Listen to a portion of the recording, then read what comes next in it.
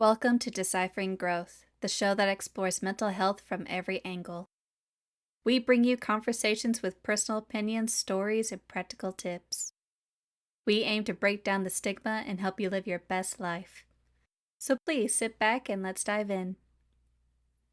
Before we begin, we want to remind our listeners that this podcast represents the opinions of Tiffany Graves, Eric Stone, and the show's guests. The content provided is for informational purposes only and should not be considered medical advice. Please consult a healthcare professional for any medical questions. The views and opinions expressed are our own and do not represent those of our workplaces. Listening, reading, emailing, or interacting on social media with our content does not establish a doctor-patient relationship.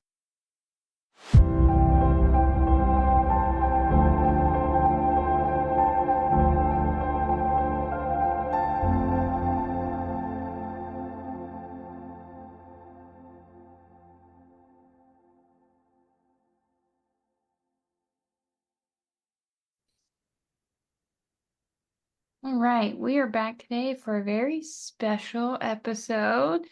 Eric, you want to take it away for us? Yeah, today we're going to talk a little bit more about balance and just some of the challenges that can come up with trying to be balanced. So we do talk a lot about man, so many different trauma-informed care pieces or different aspects of trauma or the impact, but one of the ways of managing those wounds is balance. So Tiffany and I kind of thought we'd mix it up a little bit today and kind of do a check-in, so to speak, of like how we're doing balancing things a little bit, not to overshare with you guys, but just to kind of talk about what that really looks like, what's going well, what's challenging, and maybe kind of what some of our goals are for the next few weeks. So, Tiffany, I thought we could do it like interview style a little bit, just ask each other questions and kind of not like we're being therapists to each other right now, but, I'm sure some of the questions you and I will ask each other are things we would maybe ask a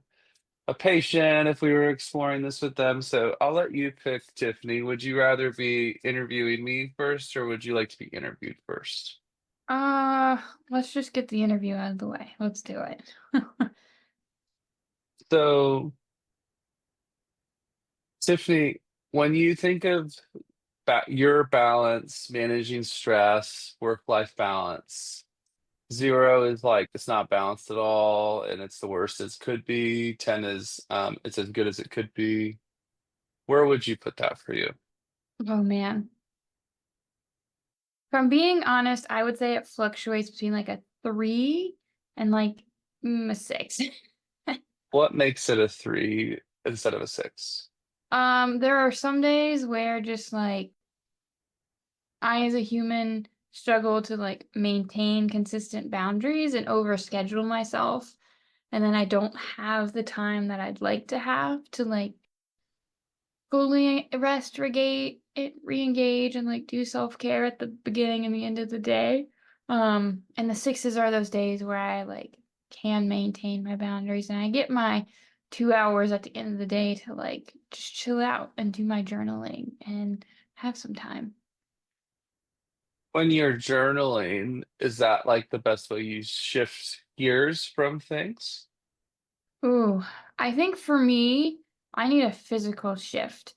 So if I'm shifting from like work to home, I usually come home and like take like a little mini shower so that I can like wash the day off. Otherwise, like my brain will still stay in the work mode. I need something to like kind of uh physically help me to like transition out of work brain.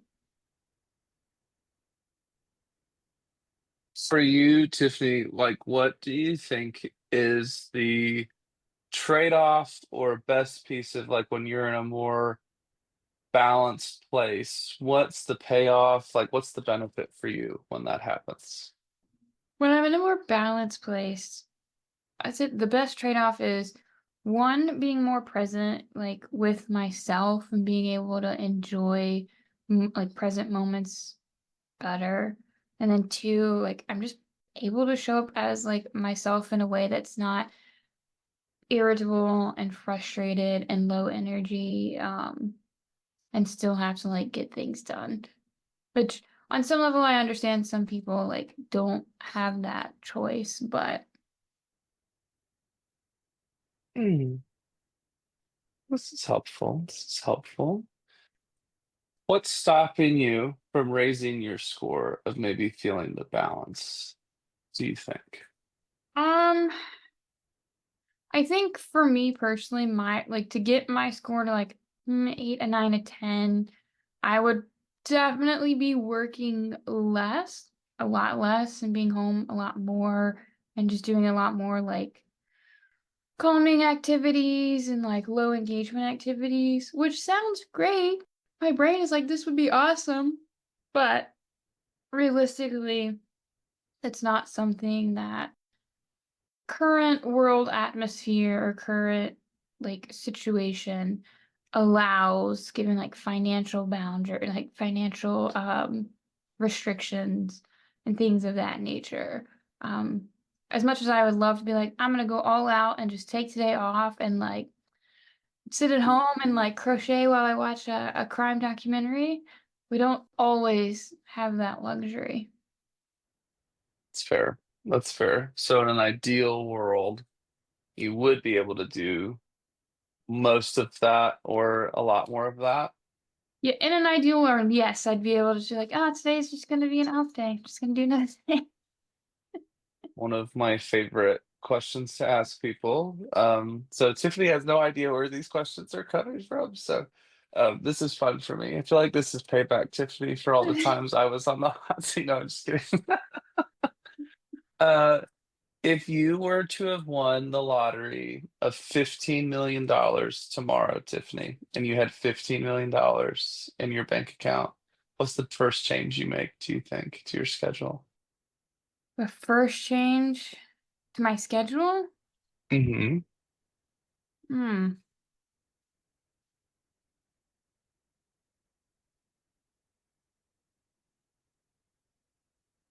I guess I would like reduce the overall amount of work I would do every day, but I would still work. That's a hard question because my brain tells me that like I don't know that I would make necessarily a schedule change.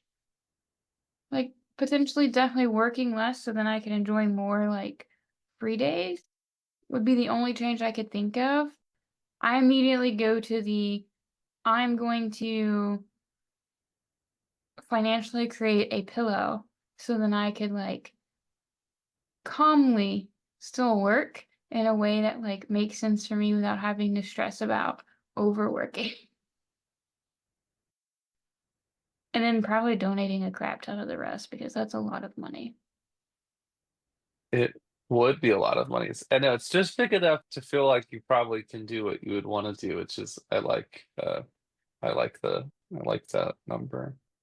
Um, what do you think, Tiffany, when you look at like maybe the next few months with the end of year maybe approaching, what do you want to maybe work on for yourself with balance, Oh, with the remaining months of this year? We're almost on that back last quarter of this year. I know. It's crazy. Um, well, I know the next month is gonna be chaos. I'm trying to make sure I stay balanced, but like in the process of closing and moving, I don't it's been hard. Definitely harder to find like the balance time. Um, and then going to try and take off some around the holidays, but like also in such a way that like makes sense for me because I'm not the biggest holiday fan. So it doesn't necessarily bother me to work more on the holidays, but still taking time to like myself to like appreciate some of the downtime around the holidays.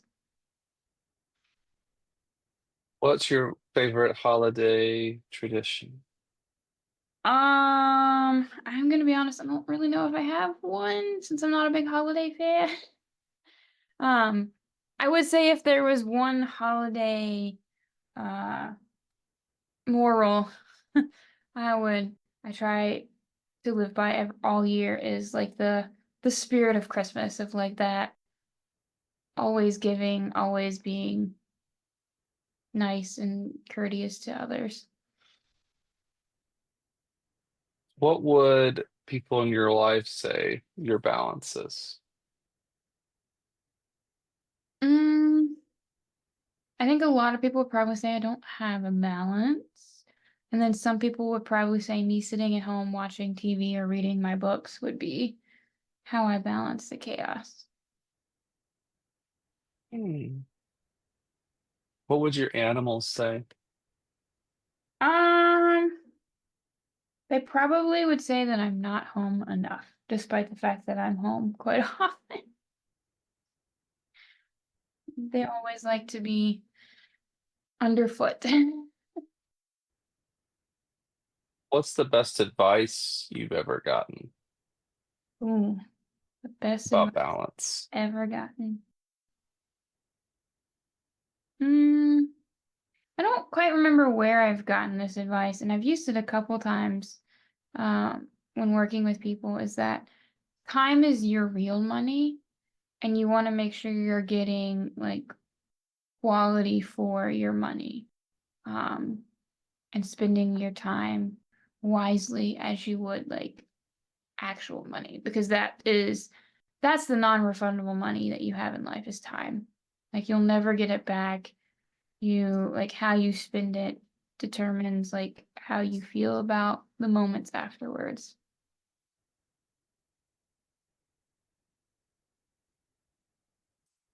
Is there anything you wanted to talk about for balance, Tiffany, that you don't feel like you've had the chance to talk about?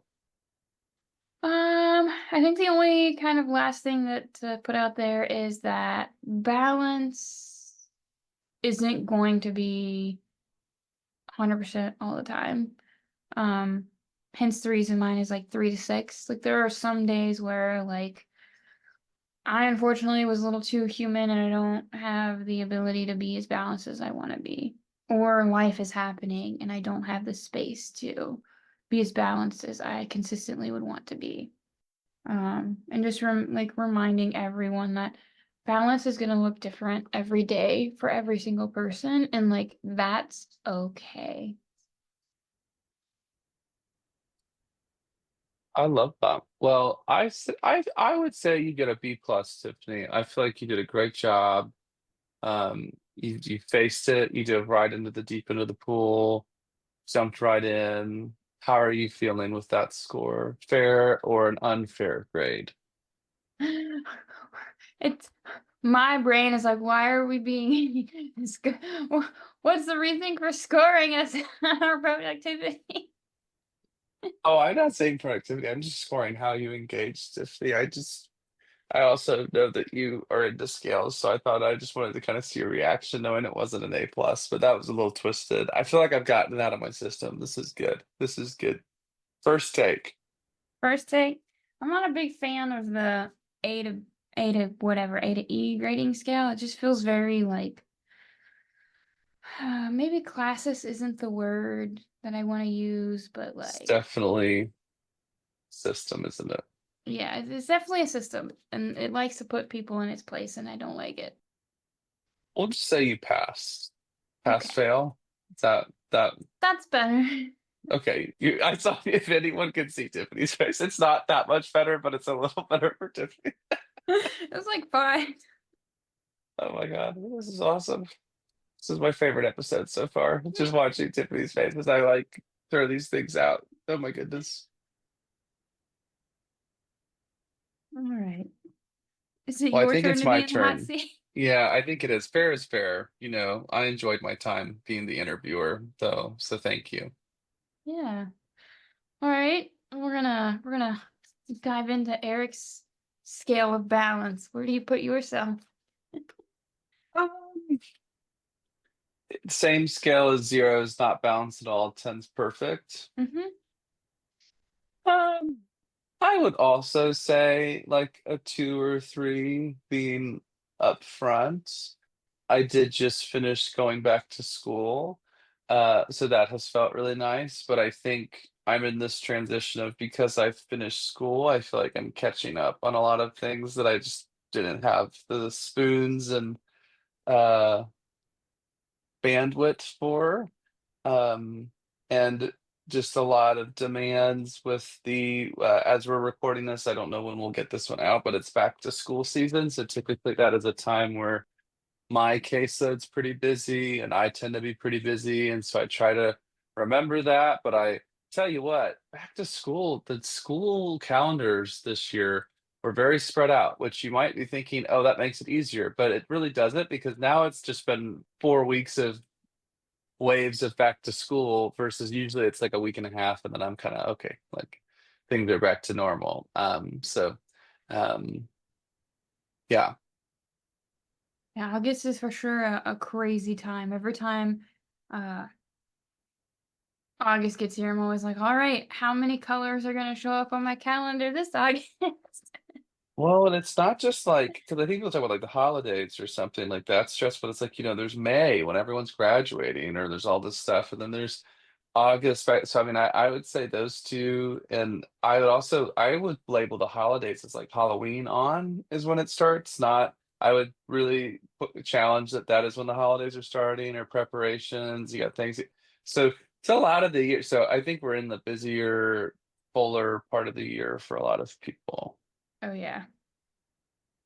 Yeah, every time someone's like, "Oh my gosh, I'm excited about Halloween." Do you get the same kind of like pit of your stomach like, "Here comes the Yes. holiday rush?" I do. I mean, I love the holidays. I love watching people get to have fun and enjoy themselves however they do. But no, I mean it's flying. I mean time is not equal and you know, Tiffany and I have had conversations off mic of, just trying to make sure we have enough time to do this well and plan out things and keep up with the podcast and like make sure we're honoring the vision we have for this and ourselves and making sure that we're bringing relevant topics and things that we would want to hear someone talk about, which is why we kind of have this slightly different idea today. I so yeah, I think there's just a lot of things, and I think sometimes it depends on like where my focus is. So, am I noticing my empty cup? So, oh my God, I really haven't had time to go travel the way I want to, or oh, I really haven't had time to slow down the way I want to. Like I could look at that, or I could be in a place of gratitude, like, well, hey, look, I've gotten to spend a little extra time with my family, or hey, I was able to communicate my needs and people worked with me kind of thing. So I think it also depends on the perspective I have that day. Like if I feel overwhelmed and sit in that, I come at it from everything's overwhelming and oh my gosh. And that tends to shape a lot of things for myself. Uh, Yeah. It's like perspective can make a big difference in how you view balance for the day. 100%. 100%. I think I can tell pretty quickly how it's going. Whether I'm appreciating my coffee or I'm just downing it. Like, get that. Let me get this coffee going. What for you, like what does having like a highly balanced day look like? Um, Margins throughout the day, time for admin work, uh, time to slow down if I need to, check-ins mentally, movement, not just sitting in the same space. What I'd like to do is have it spread out throughout the day. It seems like my breaks and slow down it tends to be in the evenings, which just means that it's very busy before. So I'm trying to work on being up a little earlier, having a little more time on the front end, not just on the late end, and that kind of helps. And then just not overextending. I do have to remind myself, like not like just scheduling clients, but meetings or things I'm working on that I really shouldn't be scheduling like 7, 8 hours straight of that. Like I need to, even if it's just a 15-minute, go eat some food, go ground outside if the weather's permitting, or shift my perspective, think about something else like that. That is, I tell my patients legitimately, you need to slow down to speed up sometimes so that they'll like value this. And so it's just interesting. And I know I'm not the only therapist, but I'll tell on myself. It's like we give a lot of great advice. Sometimes it's hard to take our own advice that we give our patients too. Guilty as So charged. if any of my patients were to find this episode, they would be giggling because I do try to be real. I know we have different therapy styles, but I try to relate to that humanness, that like to be human is to be overwhelmed, and there's different levels of humanity and neurospiciness and things, but I really do relate to that feeling a little overwhelmed and not sure how to move forward sometimes. Yeah. Yeah. I know for the people that I work with, it can be very powerful to help them hear that we do not have all of our ducks in a row. We are also chasing them as well. um, I guess for you, and talking about balance and thinking about balance, your favorite question, if you won the lottery, how would you change your schedule? You know, thank you for asking that. Such a great question. No, I'm just kidding. I stole it from someone else. Really, what would be the biggest difference? Well, I think I would have a piece that maybe I don't feel like I have, but then I think about, every other moment in my life where I've accomplished something, I've moved the goalpost. So I'd love to say, hey, I would have this. So I think I would have to honestly like meet with a financial planner, meet with maybe a financial counselor, like, and really explore what that would look like. Because I honestly, if I'm just being real, I think I would move the goalposts, and I don't know if I would. I'm sure I would, take a nice trip or take some time off. But I guess at that point, you could live your life for your passions, and I am blessed that I am really passionate about therapy. I could see myself maybe trying to be more niche, or maybe I set up a trust and I just help who I want to help for therapy and don't have to charge, and I could just, be whatever, like, which may sound crazy to some people, but if No, you that know sounds like me, a wonderful idea. I'm sitting here like, man, that's great idea. I know I was like, I would set up a trust enough to live on whatever it was supposed to be. Maybe I would do a few things on the side, but I think I would just spend my time giving it away to things I believe in, my family. I think I'd do more with my family and maybe donate my time to some charities or nonprofits and just do some stuff like that because I could and didn't feel like I had to.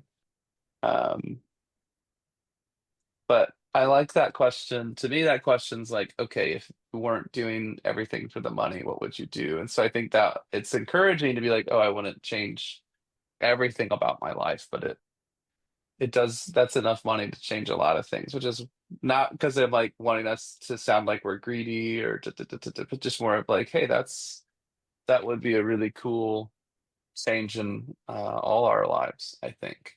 Yeah. Like that's one of the things where like as you're talking about my brain again goes, well, yeah, I don't know that I could give this up because it is something that I'm passionate about. I like but the idea of like if you win the lottery and volunteering for like pro bono services, my brain's like, oh, that would be fantastic. Great way to like continue to give back. What kind of activities do you do outside of work to help you like create a healthy balance or maintain a work-life balance? I jokingly, well, more seriously, I have like a council of people that I'll talk to. I call them my advisory council, so like my close friends and colleagues. So, you know, um, I think I've developed honest relationships with them. Tiffany is on this council, where there may be a, hey, are you okay? Like, what's going on? Do you need anything? Or if I did need something, I could like reach out to. So I try to stay in contact with them and make time for them. Um, I like my coffee in the morning. I think everyone knows this, even strangers, because I talk about it so much. And I like to have things to look forward to. I think that's really mentally helpful. I read, I don't know if it was a research study, it probably was, but it was like if you're planning a vacation trip or if you're planning something out, something to look forward to, like sitting there and revisiting that memory ahead of time, you can get a little more pleasure from it, have that anticipation, not where you're overhyping it, but just able to use that for some maybe dopamine or some stress relief. Uh, and just that can be really nice. So, um, I'm kind of picturing it right now a little bit. So I have some trips I'm looking forward to, some things I'm taking time to do with my family. Um, so those are the things I kind of like to do. I also like to accomplish things though. So sometimes I like to knock something out, a project, and that feels satisfying in a fulfilling way. Mhm. Um,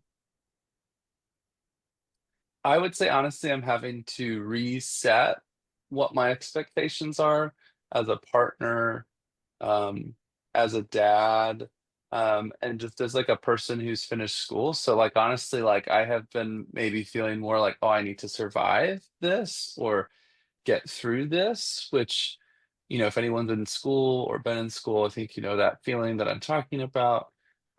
So I'm kind of having to recalibrate a little bit, which I'm looking forward to, but I also know that that's a messy process where I'll probably get some things right, get some things wrong. But I am excited to work on it.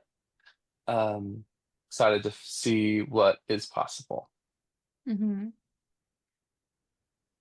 Yeah. So just trying trial and error for better lack of better terms. Yeah. I mean, I don't know. Have I dodged any of your questions, Tiffany? Like, I don't think so. Uh I try to think. Any more balance questions? Um Anything that I didn't ask that you wanted to talk about? I don't think so. I appreciate you willing to experiment with me on this. Yeah, of course. Experimentation helps us grow. Oh, man. Yeah. Any balance resources we should tell our listeners about? Um I think just like knowing that like why Tiff like the pitch Tiffany and I when we were talking about this was just like we need real examples and not so like polished. So I think maybe having realistic expectations. So social media can be fun and silly and encouraging. It also can be a social comparison loop that can be really unhelpful for a lot of people. Um, so I think just like being mindful of like what are you comparing yourself to? Like for example, um, you know, we envy is not helpful. It's not usually a helpful feeling. So I could look at someone that has a nicer house than me or a home and be like, oh my gosh, like they don't, why do they have that? Or I could be like, hey, I have my own space and like sit in gratitude. And that's like a one kind of financial example, but one I hear about and see a lot is people comparing their mental health symptoms. So, like my anxiety, I get really stressed and I start doing things. So I could post, I don't, but I guess I could see a world in which I post, oh, look at all the stuff I got done, and people being like, oh my God, my anxiety is paralyzing. And I sit in analysis paralysis. Um, but it's like we're not choosing how our symptoms show up. So I guess maybe resourcing is just being mindful of like what are you consuming? So mindful consumption of social media, what are you comparing yourself to? And just even like when you're consuming that, so like, we talk a lot about don't go to the grocery store hungry. Maybe don't go on social media feeling really lonely, like that may not help, or going on social media feeling really insecure. um, the algorithm's just brutal. It just analyzes all of it. Oh, scroll stopped. Oh, they clicked. Oh, and then it starts feeding more of that. Like, and it's a pretty tough cycle to break. So that's my shameless plug. I'm not trying to demonize social media, but just being aware of how it impacts us. Even me as I'm talking, I know that maybe social media has shaped how I'm even talking about it. Yeah, social media is a tricky one. It's very heavy in the pros and cons. What would you say, Tiffany? Uh, hmm. I don't want to I'm not trying to promote or get money from, but the FinChap, I would say, is a great little way to help people entry into like learning balance as you like figure out what's important for you to take care of to help you feel rested and recharged. Well, I feel rested and recharged just hearing that. I just had the biggest yawn of my life. So sorry, Tiffany, but I do like the FinChat. We're not sponsored, so this is not a ad. And no ads. We don't make any money, but I do enjoy the little like, hey, your burb's thinking about you, or like, how are you doing today? It's like gentle little reminders of like, oh, how have I been doing this morning? But I yeah, love I it. would say that's kind of my main balance reminder. Oh. Well, thank you, Tiffany, for being willing to go on this experiment with me. You know, we've done this for a minute, so to do something totally new is fun and exciting, a little spicy to start our days. Yeah, gotta throw some extra spice in there somehow every once in a while. Uh, all right, any last wrap ups? I don't think so. I appreciate you all listening with us. If anybody has any ideas for things they'd like to hear or approach, or just things that you'd want more of from us, please let us know. I do love getting those comments and feedback things. It's been very helpful for us. So thank you for those who are doing it. Yes.